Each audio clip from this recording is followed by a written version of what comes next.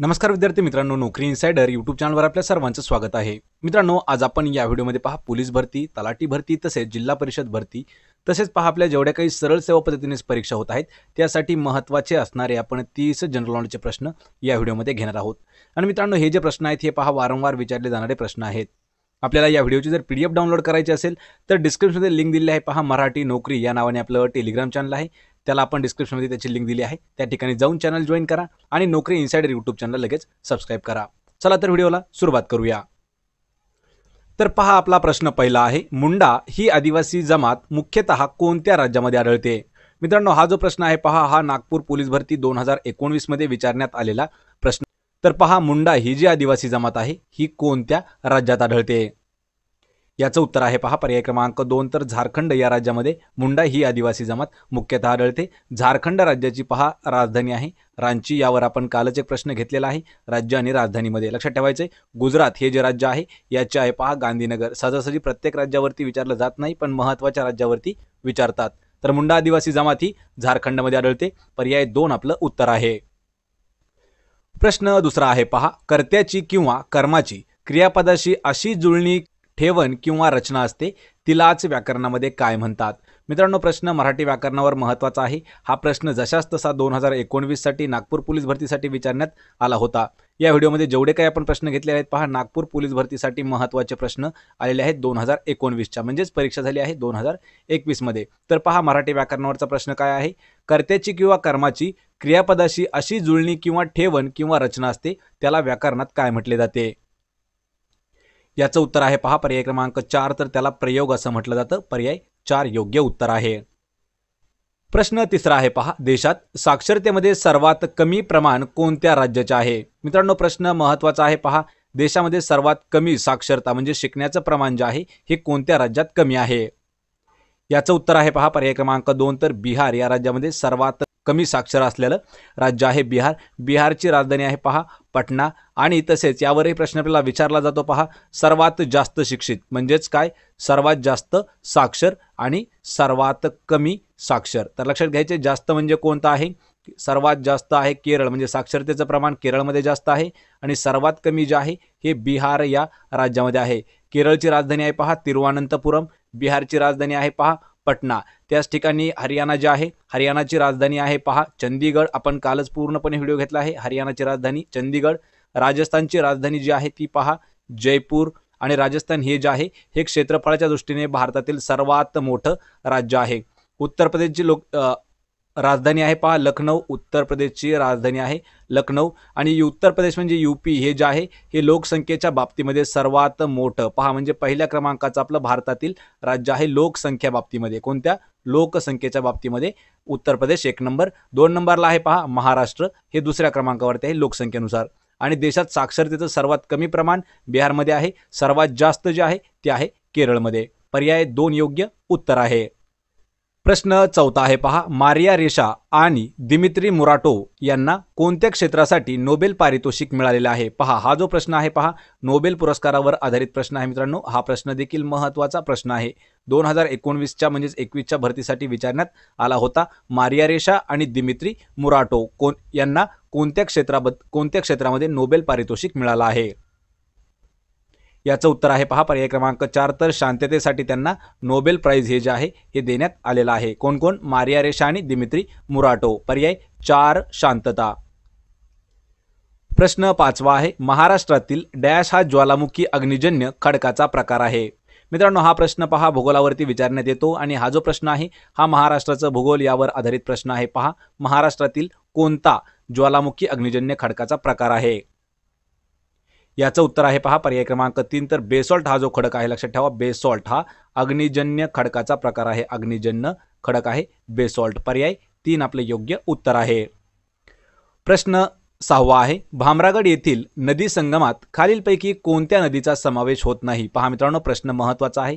भामरागड या ठिकाणी एक नदीचा संगम होतो, तर खालीलपैकी अशी कोणती नदी आहे की त्या नदीचा समावेश त्या ठिकाणी होत नाही?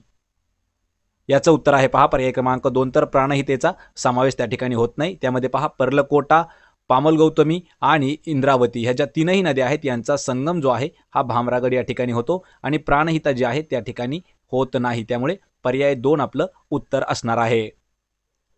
प्रश्न 7वा आहे, ग्रामसभा आयोजित करण्याचे कार्य खालीलपैकी कोणाचे आहे? पहा मित्रांनो, हा जो प्रश्न आहे हा ग्राम प्रशासनावर प्रश्न विचारण्यात आलेला आहे. पहा, ग्रामसभा आयोजित करण्याचं काम कोणाचं आहे?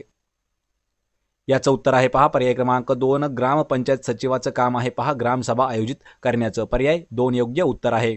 मित्रांनो, डिस्क्रिप्शनमध्ये तुम्हाला लिंक दिली आहे, त्यामध्ये जेवढे काही आपण ग्राम प्रशासनावर महत्त्वाचे प्रश्न येतात ते आपण पूर्णपणे म्हणजे जवळपास 30 ते 40 प्रश्न आपण त्या व्हिडिओमध्ये कव्हर केलेले आहेत. त्याची लिंक आपल्याला डिस्क्रिप्शनमध्ये दिलेली आहे, तोही व्हिडिओ आपण पाहून घ्यायचा आहे. प्रश्न 8वा आहे, भावार्थ रामायण हा ग्रंथ खालीलपैकी कोणी लिहिला आहे? पहा, भावार्थ रामायण हा ग्रंथ कोणी लिहिलेला आहे? याचं उत्तर आहे पहा पर्याय क्रमांक 4, संत एकनाथ यांनी लिहिलेला आहे भावार्थ रामायण. पर्याय 4 आपलं योग्य उत्तर आहे. प्रश्न क्रमांक 9 आहे, खालीलपैकी कोणता शब्द अरबी भाषेतील नाही? पहा, म्हणजे खालीलपैकी असा कोणता शब्द आहे की तो अरबी भाषेत येत नाही? पहा, अरबी भाषा नसलेला शब्द कोणता आहे आपल्याला सांगायचा आहे. मित्रांनो, कमेंट करून उत्तर द्यायचं आहे जर आपल्याला प्रश्नाचं उत्तर येत असेल तर. याचं उत्तर आहे पहा पर्याय क्रमांक 4, तर शिपाई हा जो शब्द आहे हा अरबी भाषेतील शब्द नाही. लक्षात घ्या, त्यामध्ये साहेब, कायदा आणि वकील हे जे शब्द आहेत हे अरबी भाषेतील शब्द आहेत आणि शिपाई हा येत नाही, त्यामुळे पर्याय 4 आपलं उत्तर आहे. प्रश्न 10वा आहे, भारत सरकारचे मुख्य आर्थिक सल्लागार असलेल्या खालीलपैकी कोणती व्यक्ती नुकतीच पदविमुक्त झाली आहे? पहा मित्रांनो, करंट अफेअर्सवर हा प्रश्न विचारण्यात आलेला आहे. तर भारत सरकारचे मुख्य आर्थिक सल्लागार असलेली व्यक्ती आहे जी नुकतीच म्हणजे आत्ताच पदविमुक्त म्हणजे पदावरून मुक्त झालेले आहे.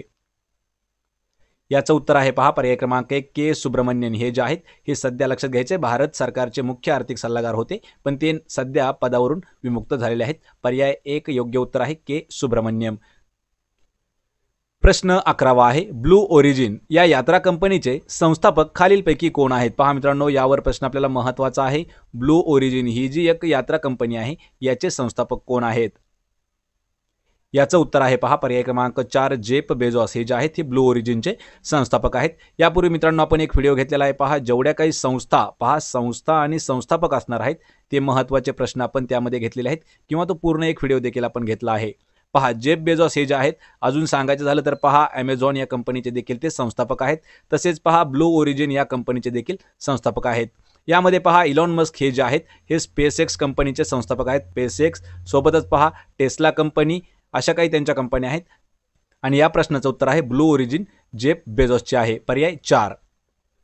प्रश्न 12वा आहे, एअर इंडिया कंपनीने पहिली विमानसेवा पहा टपालासाठी पहिली विमानसेवा कोठून कोठे सुरू केली होती? पहा मित्रांनो, प्रश्न समजून घ्या. एअर इंडिया यांनी आपली पहिली विमानसेवा कशासाठी? पण टपालासाठी.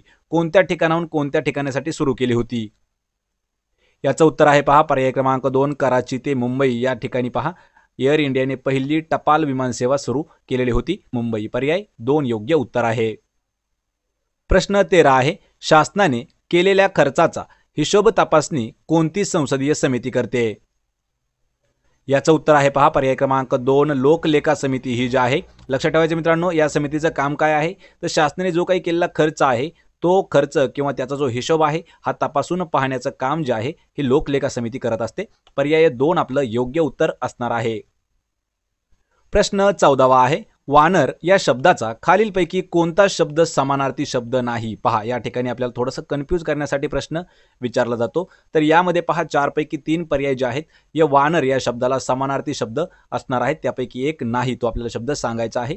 आणि याचं उत्तर आहे पहा पर्याय क्रमांक 2, तर केसरी हे जे समानार्थी शब्द आहे पहा हा सिंहाला समानार्थी शब्द आहे. यामध्ये कपी, मरकट आणि शाखामृग हे जे आहेत हे पूर्णपणे वानराला आहेत. लक्षात ठेवायचं आहे, वानराला कोणते कोणते आहेत?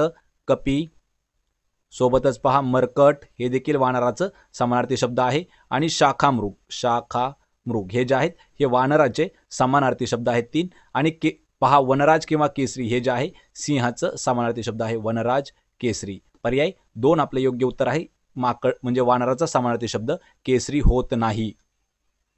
प्रश्न 15वा आहे, सॅल्ब्युटामॉल हे औषध कोणता आजार बरा करण्यासाठी दिले जाते? पहा, या ठिकाणी एक आपल्याला मेडिसिन दिलेलं आहे, औषध दिलं आहे. सॅल्ब्युटामॉल हे जे आहे हे औषध कोणता आजार बरा करण्यासाठी देण्यात येते? याचं उत्तर आहे पहा पर्याय क्रमांक 1, तर दमा हा जो आजार आहे हा करण्यासाठी सॅल्ब्युटामॉल हे जे औषध आहे हे वापरण्यात येतं. पर्याय 1 दमा. प्रश्न 16वा आहे, डॉक्टर बाबासाहेब आंबेडकर या सन 2000 साली निर्मित झालेल्या चित्रपटाचे दिग्दर्शक कोण होते? पहा मित्रांनो, चित्रपटाचं नाव आहे डॉक्टर बाबासाहेब आंबेडकर आणि हा जो चित्रपट आहे हा 2000 साली निर्मित झाला होता. तर या चित्रपटाचे आपल्याला डायरेक्टर कोण आहे ते सांगायचं आहे. याचं उत्तर आहे पहा पर्याय क्रमांक 3 जब्बार पटेल हे जे आहेत पहा 2000 साली प्रकाशित झालेला जो डॉक्टर बाबासाहेब आंबेडकर चित्रपट आहे पहा डॉक्टर बाबासाहेब आंबेडकर हा जो चित्रपट आहे हा कधी 2000 साली प्रकाशित झाला होता आणि याचे जे डायरेक्टर आहेत किंवा दिग्दर्शक आहेत ते जे आहेत जब्बार पटेल. पर्याय 3 आपलं उत्तर आहे. प्रश्न 17वा आहे रेपो रेट व रिव्हर्स रेट खालीलपैकी कोण ठरवतो? पहा या ठिकाणी आपल्याला दोन दर दिले आहेत, एक रेपो रेट आणि दुसरा रिव्हर्स रेट. तर यांची ठरवण्याची जी अधिकार आहे तो कोणाकडे आहे किंवा कोण ठरवत असतो? याचं उत्तर आहे पहा पर्याय क्रमांक 3 रिझर्व्ह बँक ऑफ इंडिया. लक्षात ठेवायचे म्हणजेच कोणती RBI भारत ही जी बँक आहे पहा RBI रिव्हर्स रेट आणि रेपो रेट यांचं ठरवण्याचं काम करते RBI reserve bank of India. पर्याय 3 योग्य उत्तर आहे. प्रश्न 18वा आहे 14वे रत्न दाखविणे या वाक्प्रचाराचा योग्य अर्थ काय आहे? पहा या ठिकाणी आपल्याला मराठीतील प्रश्न विचारला आहे, वाक्प्रचार आणि त्याचा अर्थ देण्यात आला आहे 14वे रत्न दाखवणे म्हणजेच पहा पर्याय क्रमांक 2 चांगला मार देणे असा त्याचा अर्थ होतो 14वे रत्न दाखवणे. पर्याय 2 आपलं योग्य उत्तर आहे. तर मित्रांनो डिस्क्रिप्शनमध्ये तुम्हाला अजून एक लिंक लवकरच प्रोव्हाइड केली जाईल, त्यामध्ये जेवढे काही परीक्षेसाठी येणारे वाक्प्रचार असणार आहेत पहा वाक्प्रचार आपण पूर्णपणे त्या व्हिडिओमध्ये घेणार आहोत. त्याची लिंक तुम्हाला लवकरच डिस्क्रिप्शनमध्ये मिळून जाईल. प्रश्न 19 आहे श्री मनोज सिन्हा हे कोणत्या केंद्रशासित प्रदेशाचे लेफ्टनंट गव्हर्नर आहेत? पहा मित्रांनो आपण कालच एक व्हिडिओ घेतलेला आहे राज्य आणि त्याच्या राजधान्या मुख्यमंत्री आणि राज्यपालासहित. तर त्यातील हा प्रश्न आहे की मनोज सिन्हा हे जे आहेत हे कोणत्या केंद्रशासित प्रदेशाचे राज्यपाल म्हणजेच गव्हर्नर आहेत? याचं उत्तर आहे पहा पर्याय क्रमांक 4 जम्मू काश्मीर या केंद्रशासित प्रदेशाचे राज्यपाल आहेत पहा मनोज सिन्हा. मित्रांनो यावर प्रश्न आपल्याला महत्त्वाचा आहे कारण आपले भरपूर विद्यार्थी असे आहेत की त्यांना अजून कन्फ्यूज आहे की आपले पूर्ण राज्य पहा 29 राज्य आहेत की 28 राज्य आहेत, यामध्ये कन्फ्यूज झालेले आपले विद्यार्थी आहेत. तर पहा मित्रांनो टोटल राज्य जे आहेत पहा टोटल राज्य जे आहेत हे 28 राज्य आहेत. पहा 29 राज्य नाहीत, 28 राज्य आणि 8 केंद्रशासित प्रदेश. लक्षात ठेवायचे केंद्रशासित प्रदेश कोणते कोणते आहेत? यामध्ये दमन दीव आणि दादरा नगर हवेली जे आहे हे एक झालेलं आहे आणि यामध्ये पहा नवीन जो वाढलेला आहे तो आहे जम्मू काश्मीर आणि लडाख हे केंद्रशासित प्रदेश वाढलेले आहेत. त्यामुळे केंद्रशासित प्रदेश हे एक राज्य होतं पहा जम्मू काश्मीर हे जे राज्य होतं ते केंद्रशासित प्रदेशामध्ये कन्वर्ट झालेले आहे. त्यामुळे 28 राज्य आणि 8 केंद्रशासित प्रदेश असे आहेत आणि त्याची लिंक मी तुम्हाला डिस्क्रिप्शनमध्ये देत आहे कारण कालच आपण त्यावर एक डीपमध्ये व्हिडिओ घेतलेला आहे. राज्यपाल मुख्यमंत्री तसेच राजधानी आपण पूर्ण त्यामध्ये डिस्कस केलेला आहे. तर पहा प्रश्न 20वा आहे नागपूर या शहराचे संस्थापक खालीलपैकी कोण होते? पहा नागपूर शहराचे संस्थापक.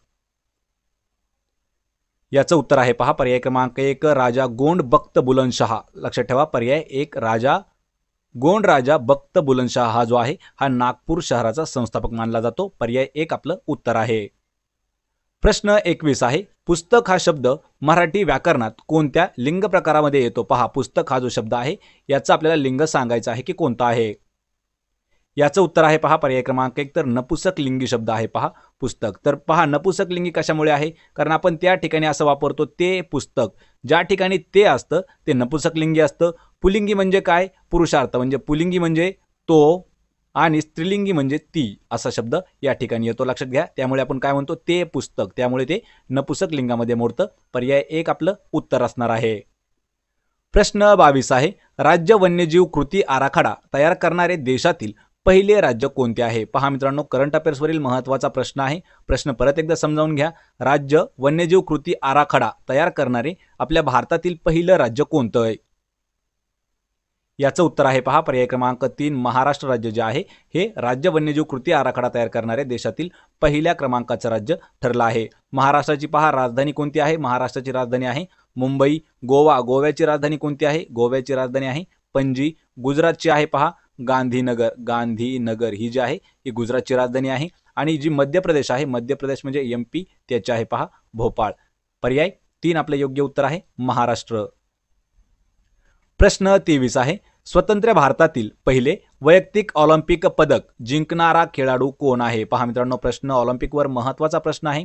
तर स्वतंत्र भारतातील पहिले वैयक्तिक ऑलिम्पिक पदक जिंकणारा खेळाडू कोण आहे?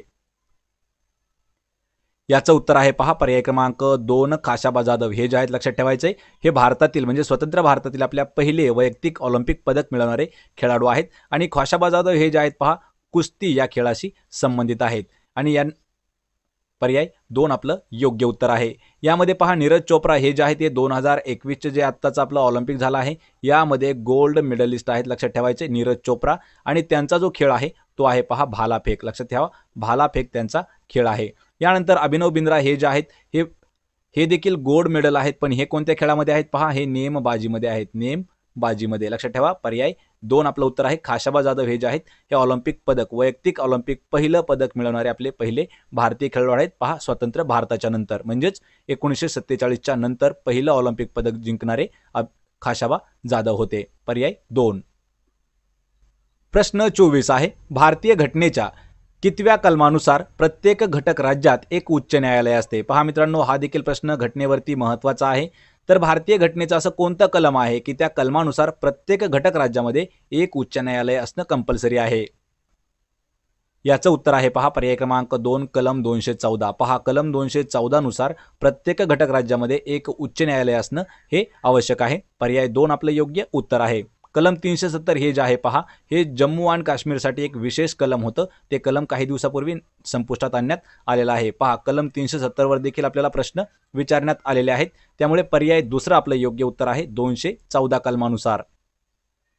प्रश्न 25 आहे नागपूर जिल्ह्यातील रामटेक या ठिकाणी खालीलपैकी कोणत्या प्रसिद्ध कवीने मेघदूत हा महाकाव्य लिहिले आहे। पहा आपल्याला यावरती 3 प्रश्न मित्रांनो महत्त्वाचे आहेत आणि ते तयार होऊ शकतात। नागपूर जिल्ह्यातील जेवढे काही आपले विद्यार्थी आहेत त्यांनी हे समजून घ्यायचं आहे। पहा नागपूर जिल्ह्यातील रामटेक कधी कधी प्रश्न विचारला जातो की रामटेक थंड हवेचे ठिकाण कोणत्या जिल्ह्यात आहे पहा नागपूरमध्ये आहे। त्या ठिकाणी पहा कोणत्या कवीने महाकाव्य असं लिहिलं आपल्याला येऊ शकतं। आधी या प्रश्नाचं उत्तर पहा आपण घेऊया। याचं उत्तर आहे पर्याय क्रमांक 2 कालिदास हे याचं उत्तर आहे। तर मेघदूत हे जे महाकाव्य आहे हे कालिदास यांनी लिहिलेलं आहे कोणत्या ठिकाणी नागपूर जिल्ह्यातील रामटेक या ठिकाणी। पहा 3 प्रश्न आपल्याला आरामशीर तयार होत आहेत त्यामुळे मित्रांनो हा प्रश्न महत्त्वाचा प्रश्न आहे। कालिदासांनी मेघदूत हे जे आहे हे महाकाव्य लिहिलेलं आहे। प्रश्न 26 आहे स्वयंचलित वाहनातून कोणता विषारी वायू बाहेर पडतो। पहा जे वाहन आहे त्यातून कोणता विषारी वायू बाहेर पडत असतो। याचं उत्तर आहे पहा पर्याय क्रमांक 1 कार्बन मोनॉक्साईड हा जो विषारी वायू आहे हा वाहनामधून बाहेर पडत असतो पर्याय 1 आपलं योग्य उत्तर आहे। प्रश्न 27 आहे नरनाळा हा किल्ला खालीलपैकी कोणत्या जिल्ह्यामध्ये आहे। मित्रांनो पहा प्रश्न हा देखील इम्पॉर्टंट आहे। आपण महाराष्ट्रातील जेवढे काही किल्ले आहेत आणि त्यांची प्रत्येकाचा डिस्ट्रिक्ट जो आहे ते व्हिडिओमध्ये घेतलेले आहेत पहा त्याची लिंक तुम्हाला लवकर डिस्क्रिप्शनमध्ये दिली जाईल।